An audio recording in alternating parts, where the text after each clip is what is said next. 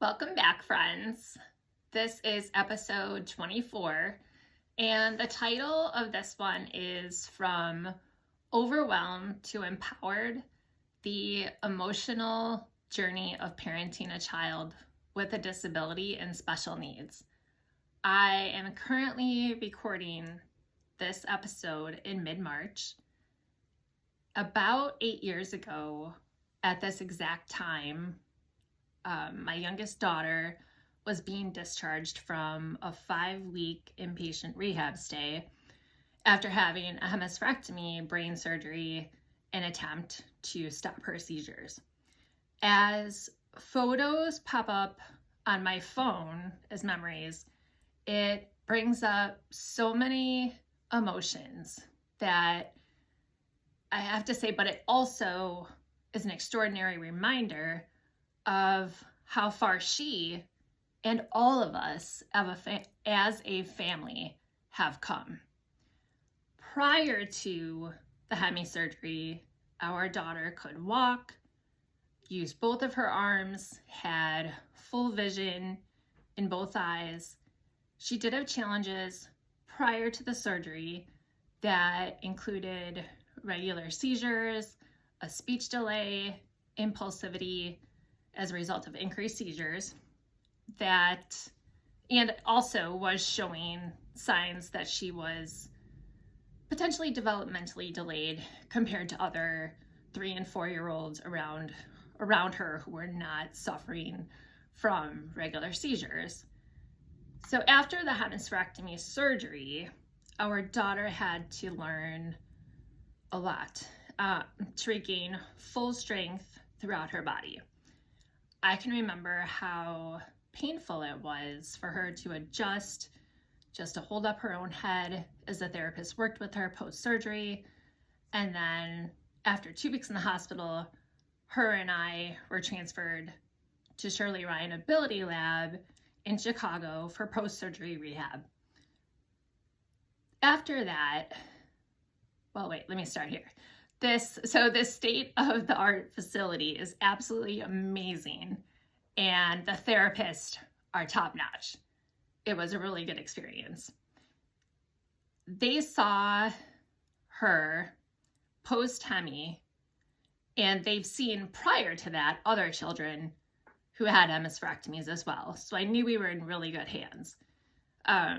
They had worked with her on visual scanning because now that she was only able to see out of half of each visual field, she needed help with that. They worked on her with walking as her left leg was now paralyzed, but she would eventually be able to move it and walk on it with support after intense rehab. Then they also worked with her on her left side awareness, since she has a hemiparesis on her left side, along with teaching her techniques on how to utilize her left hand as a helper hand, since she lost all the feeling in her left hand and arm. There were many areas of life that they worked on with her, such as toileting, bathing, eating. It was a very in-depth therapy stay, and we learned a lot. As we arrived home in mid-March, after a total of 7 weeks away from my husband and 2 older daughters, I remember being so happy to be home, but life as we knew it prior to this surgery was never going to be the same. Prior to this surgery, I worked in the corporate world along with having my real estate license and doing real estate transactions on the side. Our daughter's seizures returned while she did make a ton of progress during her inpatient therapy. It was clear that additional outpatient therapy was going to be needed, but that the end date was unclear. Because of all of this, it was becoming very apparent that I was not going to be able to return to my full-time job, and that in addition to taking on the role of caregiver, part-time therapist, and her driver to all of the required appointments, that a typical full-time job was not going to work in our new life. Thankfully, I had my real estate license and began working hard to create business for myself in between managing therapies and everything else that we had going on. Although we made it work, it was still a very, very difficult time. I don't think you realize it when you're in it, but it was hard. We were trying our hardest to do our best and to make life as normal as we possibly could for our other two daughters. So with all of this in mind, as I look back at the first few years of our journey from diagnosis to hemispherectomy surgery until now, she's almost 13, so a total of 12 years later, I can see the different phases that I went through as her mom and advocate and caregiver over the past 12 years. So first, you go through a phase of shock and denial. You're in shock that your child is going through something so incredibly traumatic, such as infantile spasms, and you're trying to do everything that you can to get the right care and answers. And I can remember the first doctor that we had at a local hospital who clearly had no idea how to treat her properly. And I mean treat her properly in the sense of medically. Probably because he just didn't really fully understand what we were dealing with. And something deep down was telling me that while I didn't want to believe that we were dealing with something major, there's the denial, that this was not the right doctor for us and that we needed to get her to someone who could guide us effectively ASAP. I was so done with this doctor, and I guess I was so done with this doctor that I not only got our daughter scheduled with an epileptologist at our local children's hospital, just about an hour or so away from our home, who ultimately saved her life, but shopped for other doctors locally in between while I was waiting for that appointment, as I was on a mission to get her in front of anyone who could give us answers and help our baby girl. So I would also like to mention that these phases do not just come in a specific order and then you're finished experiencing them. You may go through them again at various milestones throughout your child's life. So I just want to put that out there. Then next came grief, anger, and sometimes guilt. So as we get settled into our life over those next few months and years, something happened. Something happens as life goes on, school starts, friends come into the picture, sports and activities begin, social gatherings. And as happy as I was that our daughter was making progress and working hard in every area across her life, as a mom of a child with a disability, you sometimes can't help but feel the grief over what could have been. The anger of why did this happen to our baby girl? And why does she have to work extra hard every single day at the little things that most of us take for granted? Why do we have to fight so hard across so many areas of her life, from school to the medical side, to insurance, to daily life of helping her with seizures? All of these feelings are completely normal and necessary as you go through the process of accepting life as it is now. You need to mourn the life that you pictured before all of the trauma entered the picture. This is one of the hardest parts of the process, in my opinion, and will definitely sneak up on you at different times and different phases of your child's life. But then also as a parent, you can begin to feel alone because no one understands what you're going through, and no one understands your daily life except the people around you in your home. But the tricky part is they're dealing with their own emotions. So how do you, as a mom, get through this phase? I personally found it extremely beneficial to take part in therapy. It helped me immensely. It helped me process a lot of the strong feelings and emotions and gave me tools to help me work through them, as they sometimes can creep up on you at different points throughout life.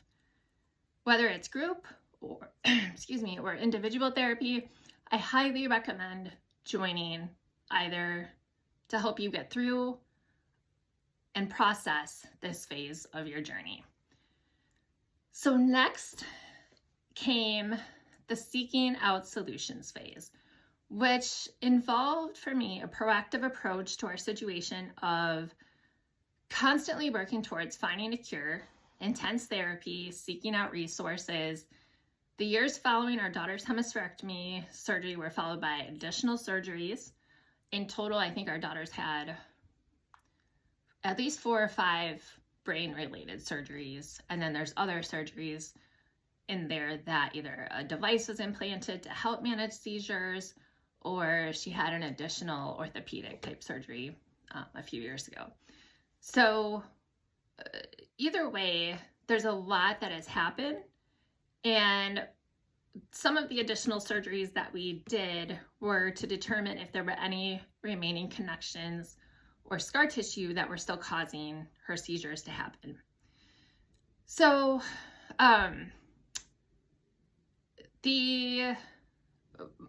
as a part of her still having seizures, I was working extremely hard with her, and then also we would go to intense therapies to help her continue to build on her skills and work towards her physical, her language, and her daily living skill goals. And then we also worked on identifying technology and tools that would be useful across her daily life and across her day. In addition to this, I would work extremely hard with her on her school, reading, writing, math, all her IEP goals. And she made progress, and I was so proud of her, as I still am.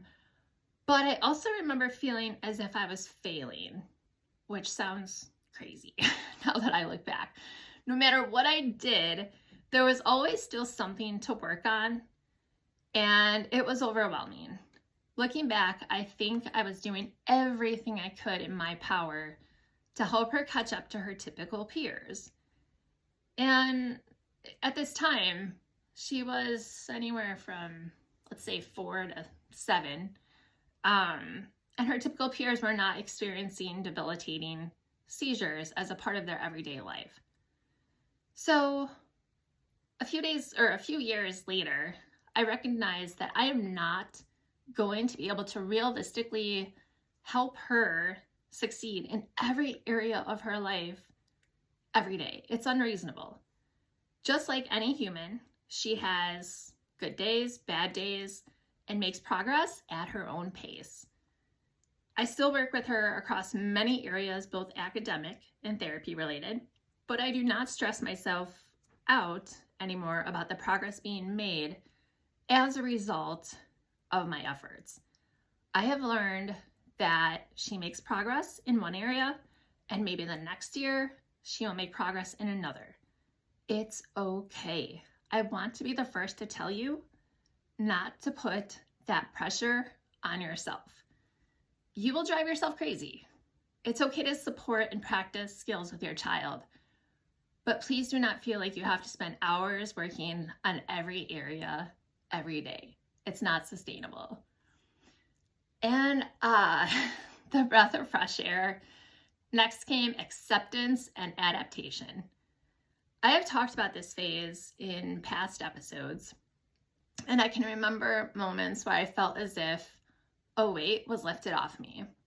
The day when I accepted my daughter with special needs and epilepsy and disabilities for who she is. She is who she is. and likes what she likes and progresses at her own pace. And that is okay. I stopped trying to always feel the need to get her caught up. I accepted that it's okay if she loves toddler and preschool songs for the rest of her life if she chooses. It's okay if she wants to listen to Christmas music every single morning, even in the summer. And it makes her smile, and life just feels somewhat easier knowing that it's okay. It's not the end of the world if it makes her happy. It's still hard at times, so I had to fit in the words somewhat. But excuse me, when you as a parent accept your child no matter what for who they are, it doesn't mean that you're giving up on them. It no longer seeking cures or solutions. It means that you still work towards all of this if it's necessary, but alongside enjoying life with your child instead of constantly worrying about how to fix them or having the feeling that life won't be okay until they're okay. I am still in the process of working on minimizing or stopping my daughter's seizures altogether. But I don't know if or when that will ever happen. So my advice is enjoy the journey, no matter what it looks like. Another thing that happened was we began to accept our daughter's condition and diagnosis, and we began to adapt in the sense of we made our life and the world around us more inclusive and accessible. We realized that there would come a day when we couldn't carry her up the stairs to our second level in our home, or that she might not have the energy to walk up the stairs with support. So we purchased a stair lift. We realized that we still wanted to be an active family, and that some activities such as attending our older daughter's softball games or going on family walks through the forest areas nearby might not be feasible with a wheelchair. So we purchased a special needs stroller. We also realized that we needed to explore other car options. Excuse me, because it was getting more difficult to get her in and out of the car that we had pretty much since she was a little girl before all of this started. So we purchased a van. We didn't do all of this in the same year, but over time we planned for adaptations that we could foresee would be required to make life easier on us. And the final stage, advocacy and confidence.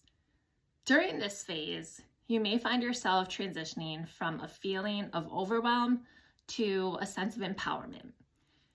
You understand your child and their needs. You know how to effectively communicate what is best for them in a variety of settings, whether it's school, day camp, or a doctor's appointment. And I do want to state that while a lot of our children's needs are ever changing, there are certain things that you know will be required for them to succeed in school or to stay calm or occupied during, say, a doctor's appointment. There are toys, music, activities that are pretty consistent with your child, despite the inconsistent life of special needs parenting. You are able to plan ahead for things such as a vacation or an overnight stay and have the confidence that you know what will be needed to ensure that your child is taken care of and comfortable. This is also a stage where some parents feel called to help other parents in the form of starting a podcast, writing a book, or starting a career in a field that helps others based on your lived experience. As I mentioned at the beginning of this episode, these phases are something that I noticed myself personally going through over the past years as a result of a variety of things that we went through with our youngest daughter. You may identify as finding yourself in one stage, but then maybe haven't experienced another stage in the same order necessarily as I did. That is okay. We are all human, and our experience with our children with special needs and or epilepsy can and will vary. So in closing, the most important thing that we as special needs moms do not walk this journey alone. I want to encourage you to reach out to friends, to family, and to a therapist if needed to communicate and share the many emotions and feelings that you are having. People do not need to understand every aspect of your life and what you are going through in order to lend an ear and listen. It can be really hard at times, but there's also so many beautiful and very hilarious moments on this journey. So in closing, again, thank you for being here and for listening. I am so proud of you. I'm here for you. I know that you're doing the best with everything you have on your plate. And until next time, stay strong, believe in yourself. You're an amazing mama, and your child is lucky to have you. Please share this episode with someone who could benefit from hearing today's episode. Don't forget to write a review or rate this episode. It means the world to me. And it helps get this show out to others who may benefit from it. You can follow me on Instagram at Parenting Epilepsy and Special Needs.